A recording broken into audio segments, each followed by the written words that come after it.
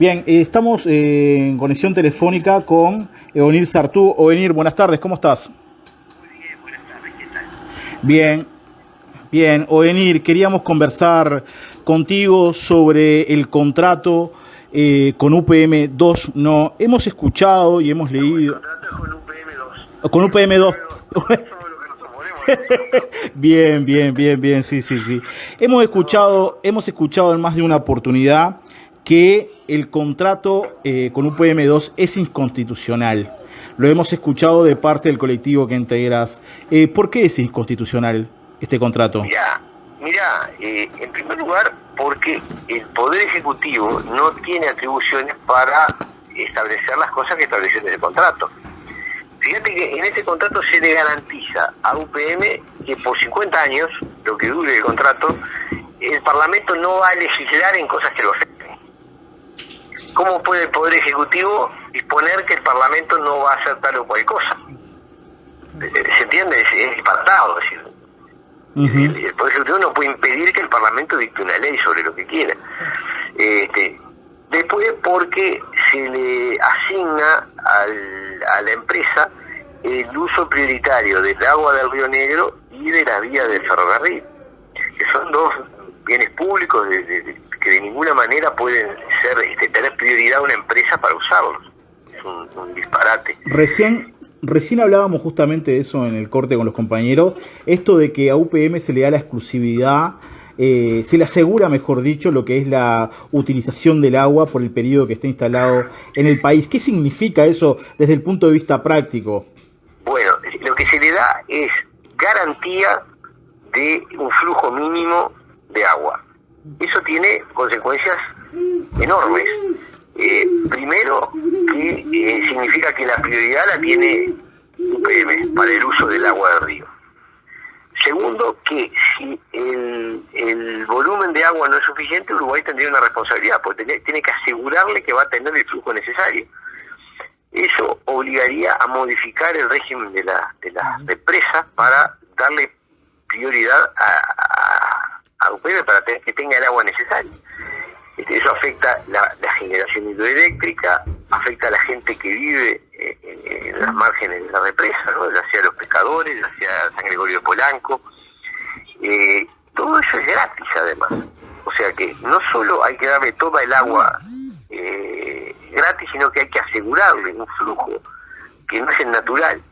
Por ejemplo, si ahora está bajo, habría que tener agua represada para poder alargarla, o sea, está asumiendo Uruguay una responsabilidad sobre el régimen de agua del río, todo gratis. Es decir, dice expresamente el contrato que no se le va a cobrar nada por esas cosas. Es realmente un disparate como pocas veces se vio. Después, con respecto a la vía, lo que tiene también es el uso prioritario. Esto quiere decir, y la disponibilidad 24 horas del día, 365 días al año. ¿Eso qué quiere decir? Que cuando UPM lo quiera usar, no lo puede usar otro. ¿Ah? Es como si yo te dijera, bueno, no sé, la ruta 5 tiene prioridad tal empresa. Es una privatización de hecho, digamos. Y sí, es la privatización del uso. Es decir, Uruguay lo podrá usar cuando UPM no la use, pero como te pueden modificar las frecuencias con 24 horas de anticipación, claro, mucha gente dice, pero eso no va a pasar, ellos van a mantener un régimen. Bueno, y si no va a pasar, ¿para qué lo ponen en el contrato? Seguro. Están dando un arma al enemigo, es igual, a la contraparte en el contrato, le está dando un arma terrible. Y es la que mañana tenés cualquier conflicto, cualquier cosa, y te dice, ¿sabes qué? Voy a usar la vía del tren todo el tiempo, se acabó, no lo pueden usar. Es una cosa que no se puede hacer. Y eso, todas esas cosas, pues hay otras, ¿no? Por ejemplo, el tema de la energía, por ejemplo. Contra UPM terminamos en un tribunal del Banco Mundial. Claro. ¿Sí? ¿Ah? Bueno, todas esas cosas, primero no las puede resolver el Poder Ejecutivo. Y segundo, porque la Constitución lo prohíbe. Y segundo, no lo puede prohibir, mucho menos lo puede hacer en secreto, sin pasar por el Parlamento. Ni siquiera lo presentó al Parlamento para, por lo menos, ser revisado y criticado por el resto del sistema político. Ahora, consulta, ¿no? Porque estamos en el 2020, ¿no?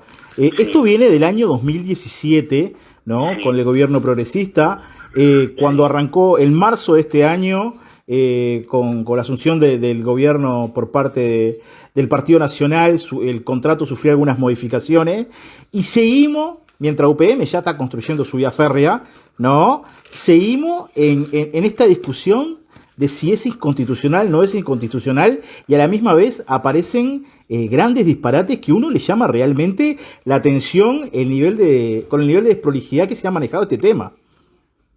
Bueno, esa es la otra cosa. Uruguay está contrayendo deudas incalculables, porque ya a esta altura se habló de 4.000 millones, después de 5.000 millones, y ya a esta altura nadie es capaz de decir cuánto nos va a costar esto. Porque fíjate que tenemos la construcción de la vía, 2.200 y pico de millones de dólares, la construcción del viaducto, el dragado del puerto,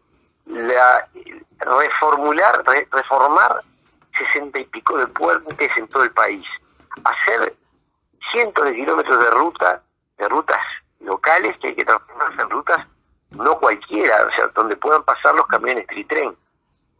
Después tenemos que comprarle la energía eléctrica obligatoriamente a un precio que es más del doble de lo que se le está vendiendo a Argentina y a Brasil, la energía eléctrica. Estamos obligados a comprar un premio a ese precio.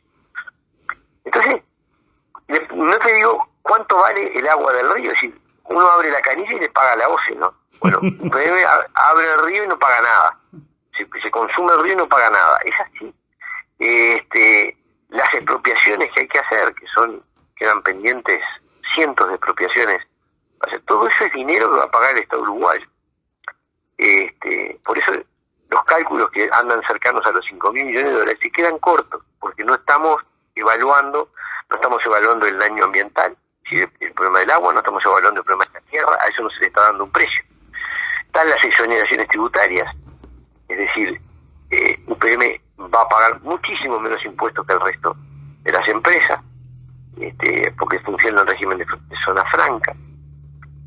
¿Cuál es el costo de todo eso? ¿Cuánto le cuesta al Estado uruguayo? Entre lo que vamos a invertir, lo que perdemos de cobrarle, el que no tenemos hace Uruguay una inversión de ese tipo y no tiene ninguna participación en el negocio.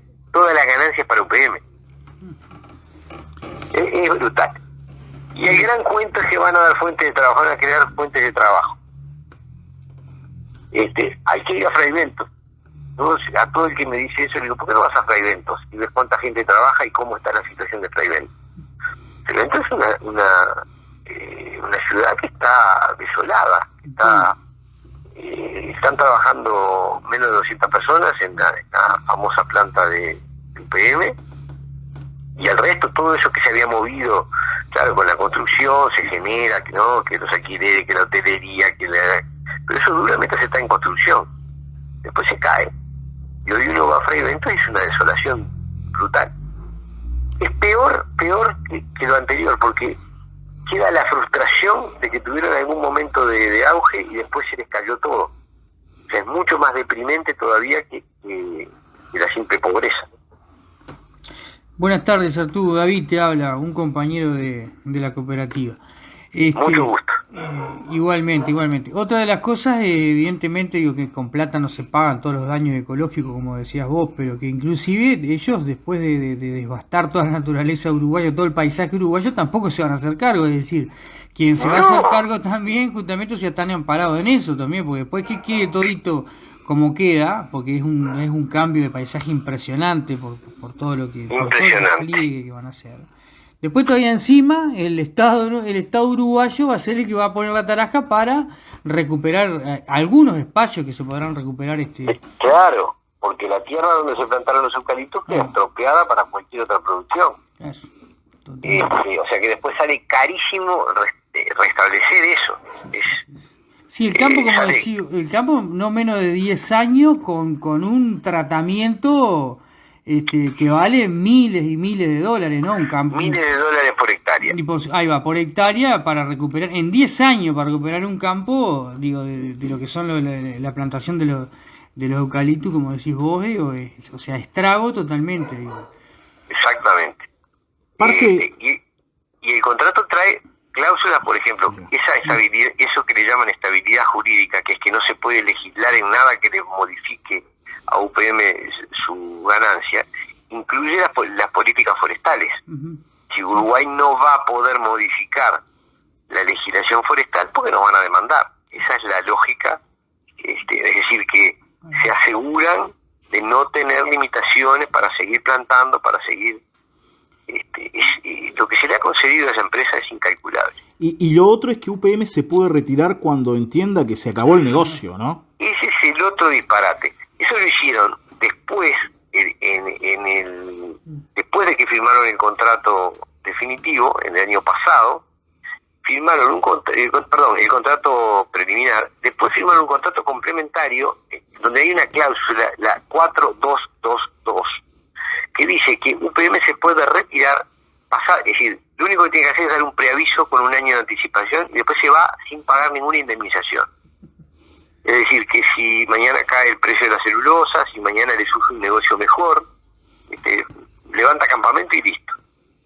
Y ojo, porque no es hablar por hablar. Acaban de cerrar una planta, UPM acaba de cerrar una planta en Finlandia.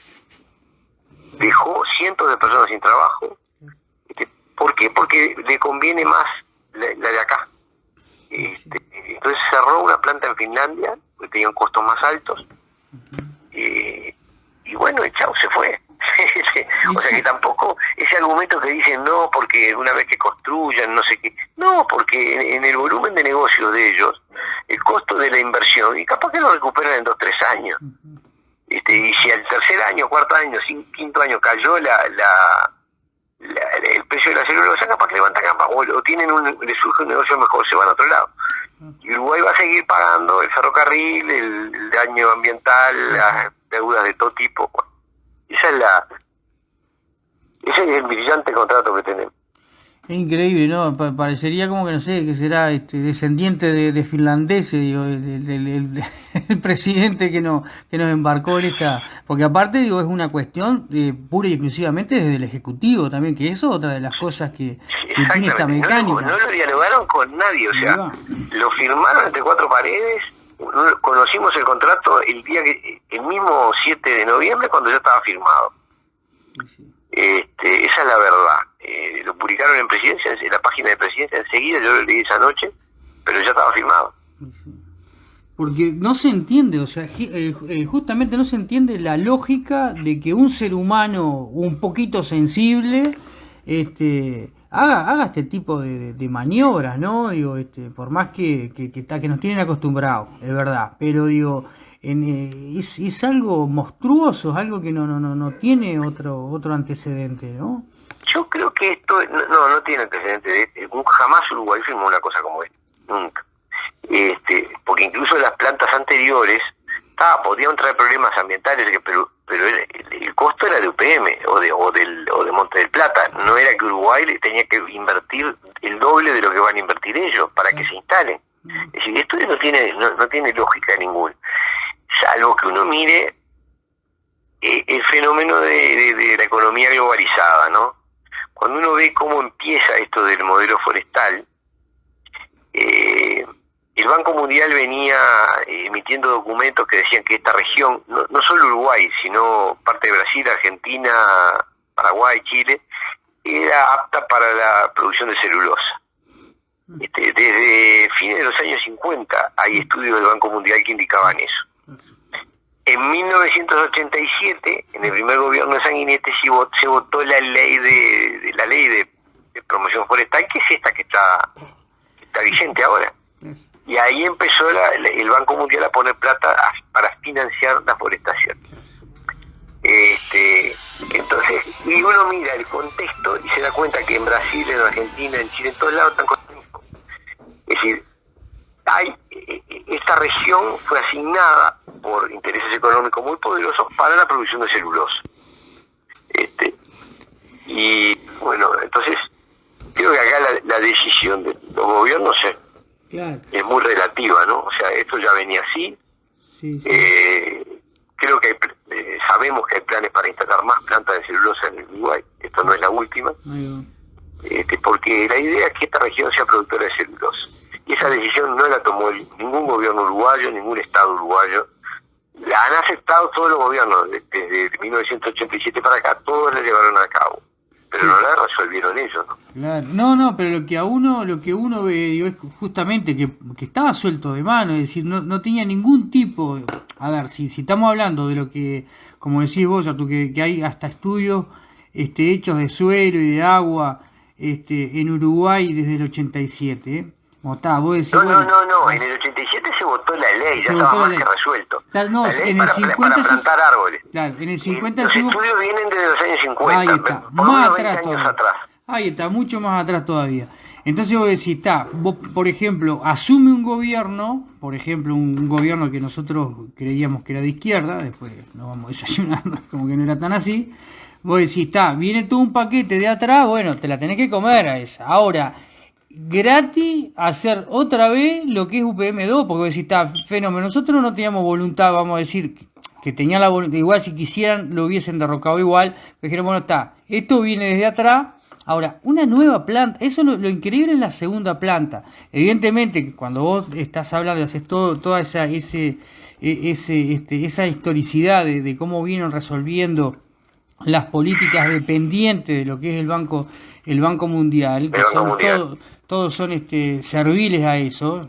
Obviamente que eso uno se da cuenta teniendo dos dedos de frente nomás.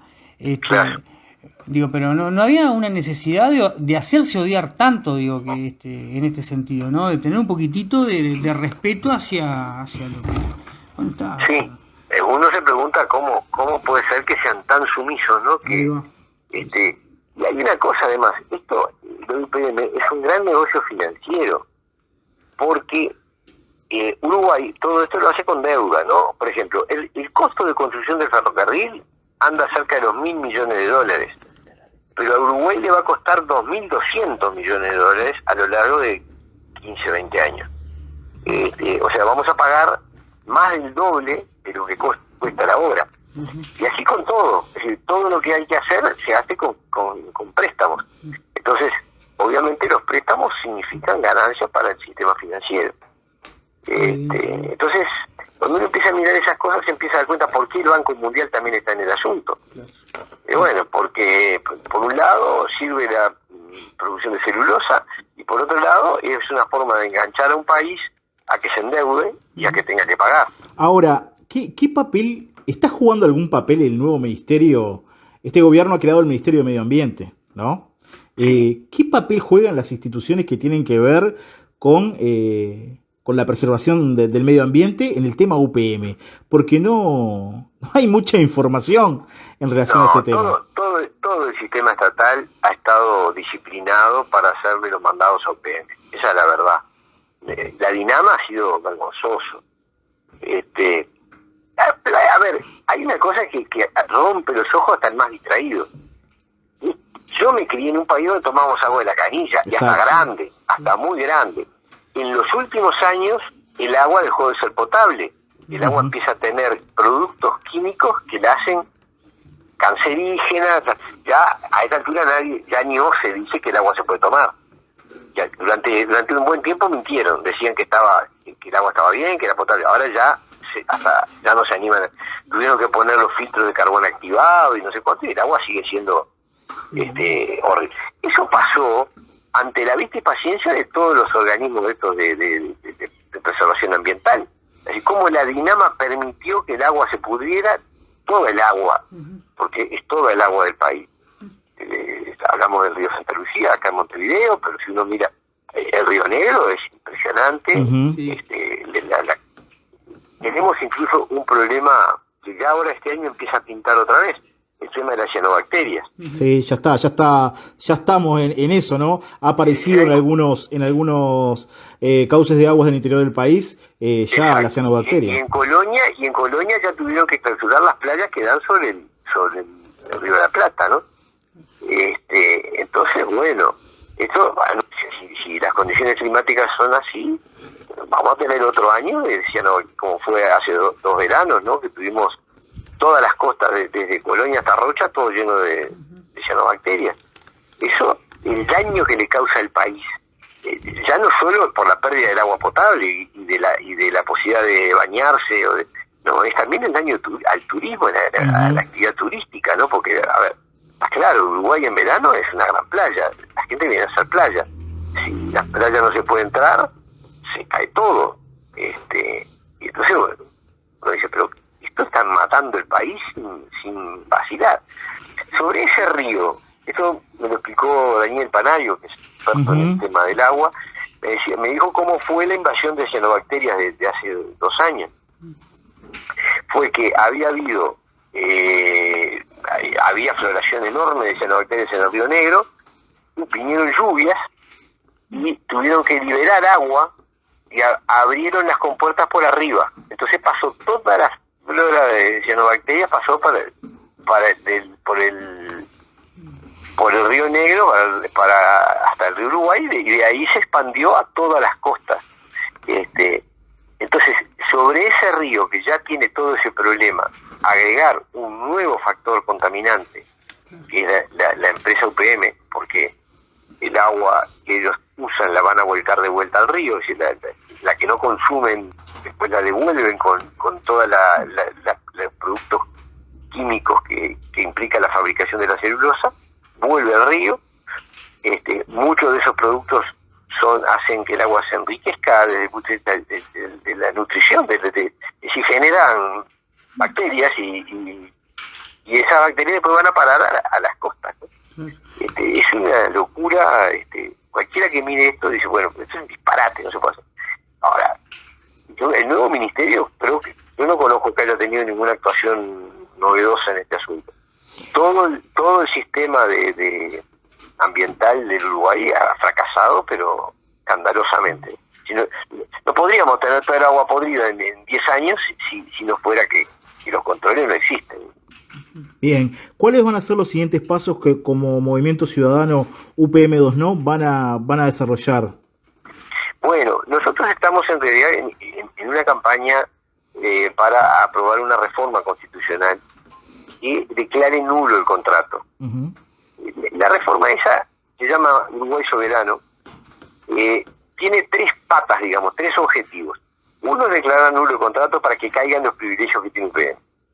Es decir, si el contrato se anula, no podrían reclamar después el cobro de la energía eléctrica, ni el uso exclusivo de la vía, ni el uso prioritario del agua del Río Negro, ni las exoneraciones tributarias. Y todas esas cosas podrían ser revisadas y dejadas sin efecto. La otra cosa es que para futuros contratos se establece que los nuevos contratos de inversión tienen que tener aprobación parlamentaria. Esto porque este contrato se votó en secreto, solo el Poder Ejecutivo lo conocía. Si no se presentó en el Parlamento, no es por casualidad. No se presentó porque si se presenta, primero se arma debate público. Porque siempre va a haber algún legislador que diga, no, yo no estoy de acuerdo. Entonces se arma lío. Y después, si lo aprueba el Parlamento, lo tienen que hacer por una ley. Y si hay una ley, se puede plantear que la ley es inconstitucional o se puede plantear un referéndum contra la ley. Entonces, al no pasar por el Parlamento, se evitaron todas esas cosas. Nosotros lo que queremos es que sea obligatorio que los contratos de inversión, no todos, los que implican deudas para el Estado más allá del periodo de gobierno en curso, los que le dan a una empresa estabilidad jurídica, o sea, garantía de que no se va a legislar sobre sus intereses, y los que llevan al país a la jurisdicción extranjera. Es decir, esos contratos tienen que pasar por el Parlamento y aprobarse por 3/5 de los votos de las 2 cámaras. Ese es el objetivo para que exista algún tipo de control sobre los contratos que se firmen. Y el tercer objetivo es facilitar el referéndum. Entonces, se baja el porcentaje de firmas necesarias para promover un referéndum contra una ley al 10%. ¿Cuál es el efecto de esto? Hoy para dejar sin efecto una ley por voto popular se precisa 25% de las firmas para que después se haga el plebiscito. Bueno, eso es un disparate porque juntar en un año además hay que juntar, es imposible. Entonces, en cambio, uno puede reformar la Constitución con el 10% de las firmas, puede promover una reforma constitucional con el 10%. no se entiende por qué para reformar la Constitución lo podemos hacer con la iniciativa del 10% del padrón, y para dejar sin efecto la ley se precisa el 25%. La idea es igualar los dos porcentajes en 10%. Entonces, el efecto práctico sería que si el Parlamento aprueba un contrato que es inconveniente, la propia sociedad pueda pararla a través de un referéndum. Ese es el tercer objetivo de la reforma. Y estamos juntando firmas en todo el país. Esa reforma se va a plebiscitar en 2024. Porque antes no se puede, porque tiene que ser hecho junto con una elección electoral. Exacto. Hay mucha gente que dice, pero ya para esa altura UPM va a estar funcionando. Puede ser, si ellos están dispuestos a someterse después a un plebiscito, puede ser que hagan su inversión. De todas maneras, si después se hace el plebiscito y se gana, lo que van a poder perder es las zonas francas, la exoneración tributaria, la compra obligatoria de energía, el uso preferencial de la vía y el uso preferencial del agua del Río Negro. Y ahí ya deja de ser negocio. Yo creo que no va a ser el mismo negocio para ellos.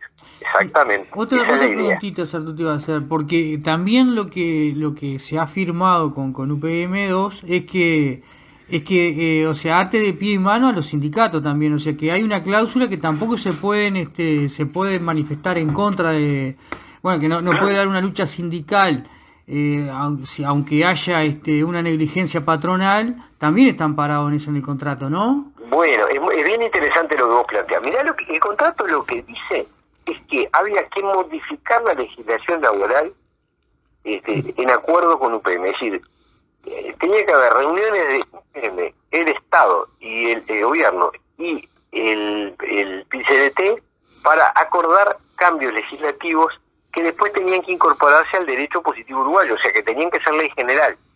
Uh-huh. Era una locura, o sea, había que colegislar con una empresa. Uh-huh. No, nunca se vio una cosa semejante. Si cambiar, modificar el derecho de huelga, el derecho de esto, de lo otro, es decir, cambiar la legislación laboral al gusto de UPM, para que eso está planteado en el contrato y está vigente.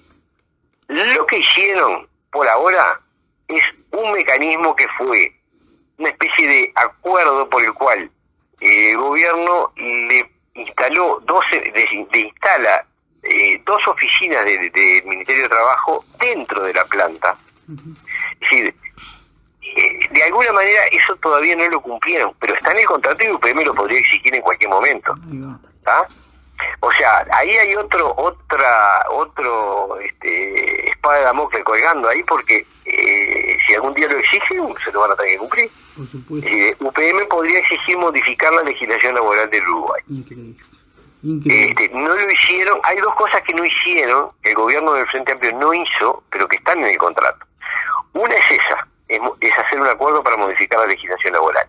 La otra es que para poder asegurarle el agua que UPM exige, hay que subir la cota del Río Negro, de la represa de Rincón del Bonete. Uh-huh. Eso lo iban a hacer y después lo suspendieron, lo dejaron sin efecto. Y Tabaré Vázquez dijo en un acto en Pueblo Centenario, dijo que en su gobierno eso no se iba a hacer. Lo cual es no decir nada, porque le quedaba menos de un año de gobierno y claramente eso lo necesitan para cuando la planta funcione. Entonces no había apuro. Pero yo le pregunto a cualquiera, ¿de qué manera se le asegura a la empresa el agua sin aumentar la cota? No hay forma. Bueno, yo estuve en San Gregorio Polanco varias veces. San Gregorio Polanco es un pueblo que vive de su balneario sobre el Río Negro, sobre la represa. Sí, esa es su fuente de ingresos, es un flujo de turismo. Es como, no sé si alguno no fue nunca, es como cualquier balneario costero, ¿no? Con hoteles, con restaurantes, con todo lo típico de un lugar turístico, donde va mucha gente del interior además, que le gusta el río, no sé qué. Bueno, si le suben la cota, liquidan el balneario. Claro. O sea, liquidan a San Gregorio Polanco. Es así de simple. Eso, San Gregorio Polanco desaparece, ¿no? Porque estaba hablando de un río que evidentemente que lo hace, o sea, tiene mucho caudal, mucho más caudal que ya tiene, ¿no? Claro, porque pueblo este queda sobre el borde de la represa, entonces si te aumentan el agua, le desaparece. Ellos en San Gregorio estaban muy furiosos con ese tema, muy inquietos. Bueno, después que dijo que eso no se iba a hacer, lo dijo de una manera que creyeron que era que se había abandonado la idea. Yo lo conversé con alguna gente que se había creído esa historia. Digo, pero dígame, ¿de qué otra manera le pueden asegurar el agua en el Río Negro si no aumentan la represa? Porque magia no se puede hacer, no pueden ordenar que llueva, o sea. Claro. Y claro, entonces ahora hay mucha gente de San Gregorio que está muy expectante de lo que pase con esto, porque para ellos es la vida, ¿no? Sí, es la vida. Bueno, Sartú, escúchame, evidentemente que te vamos a comprometer para otros programas, ¿no? Porque la verdad que para hablar contigo tenemos que estar hablando, no sé, 4 horas mínimo. Bueno, muchas gracias. La verdad, no, aparte es muy interesante todo esto y evidentemente que hay que darle un parate y nosotros nos sumamos a esa tarea de poder modificar, bueno, o siendo referéndum o modificando la Constitución, como decís vos, en ese... Sí, en este caso hay que modificar porque como no hay una ley que haya aprobado esto fue un acuerdo hecho, no podemos hacer referéndum, tenemos que reformar la Constitución para declararlo nulo, no lo podemos invalidar de ninguna manera. Y bueno, evidentemente que nuestro pensamiento se adhiere a esa pelea. Bueno, una gran alegría. ¿Cómo no? Entonces tenemos que charlar otros programas contigo, volver a convocarte y agradecerte, tener la disposición de hablar con nosotros. Eso. Pero no, al contrario, para mí es un placer. Bueno. Cuando uno, te juro, digo, acá para hablarlo necesitamos a uruguayos de todos lados, de todo el país, de todas las ideologías. Es decir, esto es un tema que va, si somos un país o somos una colonia, esa es la verdad, es la milanesa. Sí. Y entonces cada vez que uno ve gente como la postura de ustedes, ¿no?, que se preocupa por el tema, pero locos de la vida, porque es lo que estamos necesitando, es decir, uruguayos que se den cuenta que esto no puede ser. Es que de hecho los cooperativistas de vivienda por ayuda mutua también somos perjudicados por este proyecto, si vemos únicamente nuestros intereses, ya que la vía férrea justamente pasa muy cerca de muchas cooperativas de vivienda. Bueno, eso es otro disparate, es decir, una vía que va a partir al medio de no sé cuántas ciudades, incluido Montevideo, ¿no? Es decir, le va a afectar a un montón de gente que vive en la zona de la vía, porque además es una trinchera de no sé cuántos metros de altura que le corta todo, y el riesgo de tener ferrocarriles pasando, de esa clase de ferrocarriles de 7 cuadras de largo pasando por el medio de la ciudad. Increíble. Es una locura. Bueno, te liberamos porque sabemos que también vos, tu agenda también es súper ocupada. La verdad que un placer conversar con ustedes. Ya te digo, a uno le levanta el ánimo ver gente que se pone la camiseta de los intereses de todos. Así que un gusto de escuchar. Vamos arriba, chau. Un abrazo. Un abrazo, hermano. Un abrazo.